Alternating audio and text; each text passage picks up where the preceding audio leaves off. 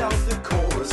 Come watch along as the song fills the air. Figure Force, vlogging here and there and everywhere. YouTube videos without compare. They are the Figure Force. They are the Figure Force. Figure Force is the codename of 4 daring, middle-aged, highly obsessed toy bloggers. Its purpose: to bring toy reviews and nostalgia to YouTube, a video sharing website that allows users to upload, view, share and comment. Hi, I'm Rudy Zissou, and this is the Call of the Primitives.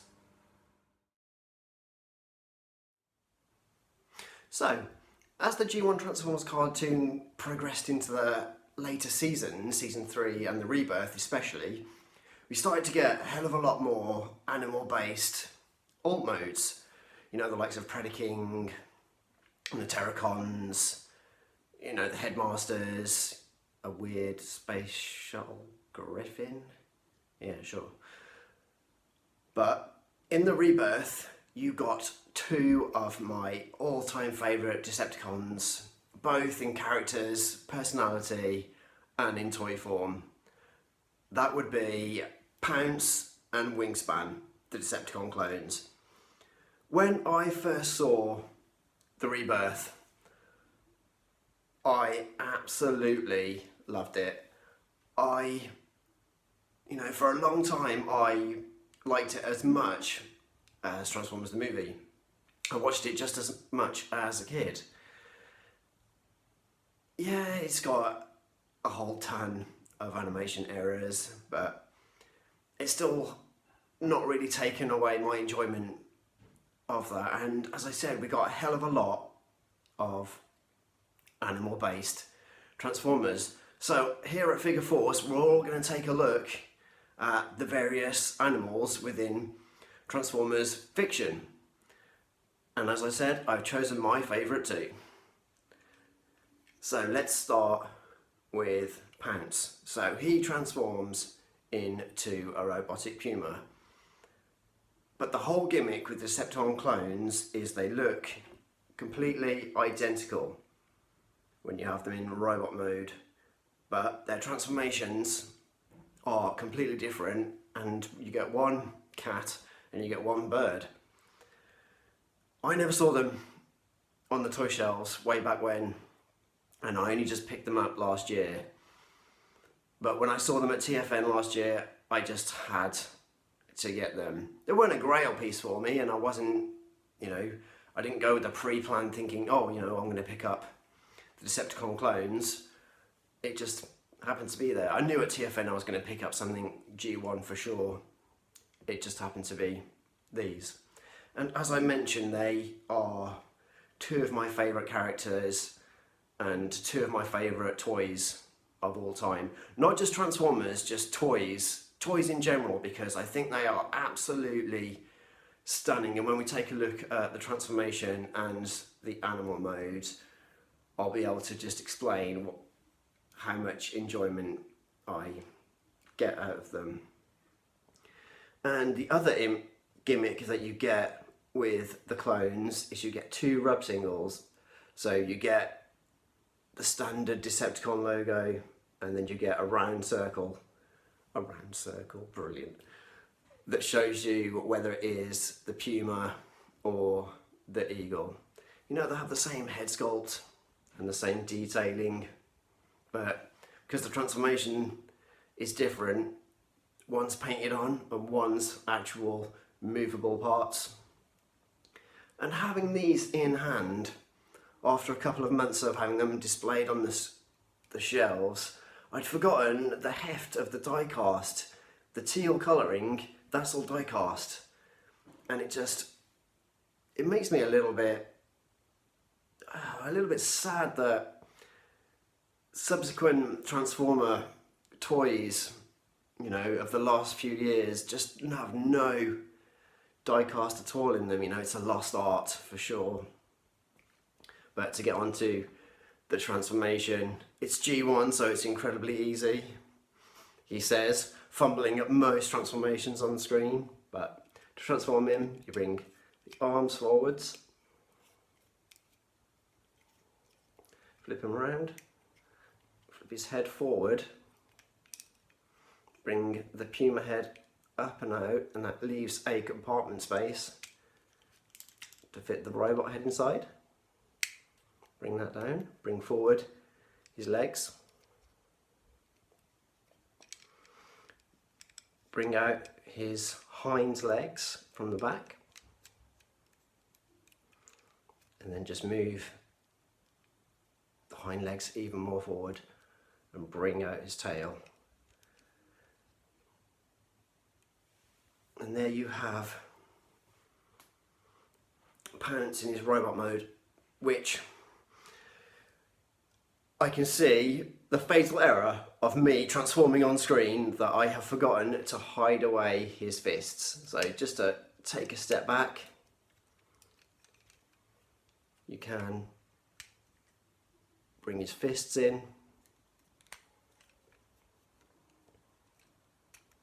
and repeat the step of just putting them back down to the side. In doing so, because I have not actually transformed these in months, I haven't taken these off the shelves, and I should take them off the shelves way more often because they're incredible amounts of fun and such cool toys to play around with. It actually makes him, bringing the fists in, it actually makes him a bit more gappier there than I remembered. And as you can see, for me, the only drawback is the legs. They're just that little bit spindly, which is a real shame. But I've got to remember, this is a toy from 1987. You know, it's not going to be the greatest articulated, strongest, you know, feline anatomy correct toy, is it? But it's just, it is dangerously thin. I can imagine maybe a few of these got broken as a child through play, but everything else about it is super cool, from the colours to the stickers, the decals, the little logos. I just think they absolutely pop as display pieces, and they are so much fun to play with. To take exactly the same robots and create two different types of alt modes, I just think it's phenomenal. And you just, with some toys nowadays, you just don't get that ingenuity or that love that I had way back when in 1987. So that has been Pounce. For me though, Wingspan tops Pounce immeasurably. Yeah, he looks exactly the same, but his transformation is different, and for me, he turns into such a cool looking robotic eagle. Obviously these two bits are painted, so that gives the illusion that the clones want. And as I said, the transformation is just that little bit different. Same stickers, same feet. But yeah, it's so much better than Pounce. And I shouldn't say that, they're the same toy. But yeah, to transform, you remember to put the fists in.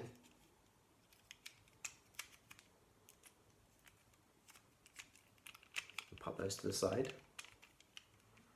Move his head out the way, push the legs down, and then that reveals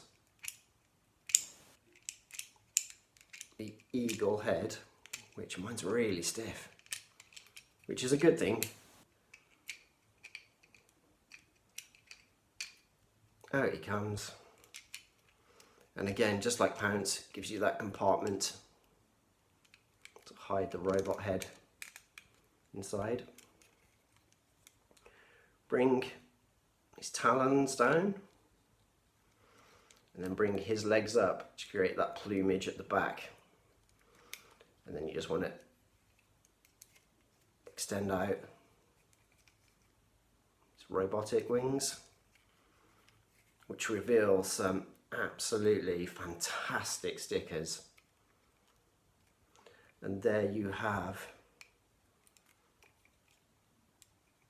Wingspan in his robot mode, and I think he is absolutely stunning. You can angle the head in loads of ways, so you can have him perched or bring it up, you know, pop the legs a little bit further down to give him a bit more of a flight stance. Again, angle the wings to give a more aerodynamic profile when you're flying your toy around your bedroom. As a G1 toy goes, articulation is incredible. You know, a lot of G1 toys are bricks, which I do love, but some just through transformation give that extra little bit of articulation that can bring so much more play to a toy. And that's why I think these are just phenomenal toys, not just phenomenal Transformer toys, but toys in general. And the colours absolutely pop. You can tell it was starting to become the later 80s because you get the teals and the purples and the lilacs. I think it's a if I can get my words out, I think it's a subconscious thing that I have with Decepticons, that I mostly want them to be purple. Is that because of the logo? Who knows? But yeah, taking a look at animal-based robots in Transformers with me looking at the G1 Decepticon clones. This has been Pounce and Wingspan for Figure Force. In today's episode, I talked about Transformers based on animals, and animals, like all living things, should be treated with kindness and respect. I hope that those of you who have a dog or a cat or even a hamster remember that. When we have a pet, we also have a responsibility because they depend on us. But you can be sure of one thing: however much we love them, they will return that love and more. So now you know, and knowing is half the battle.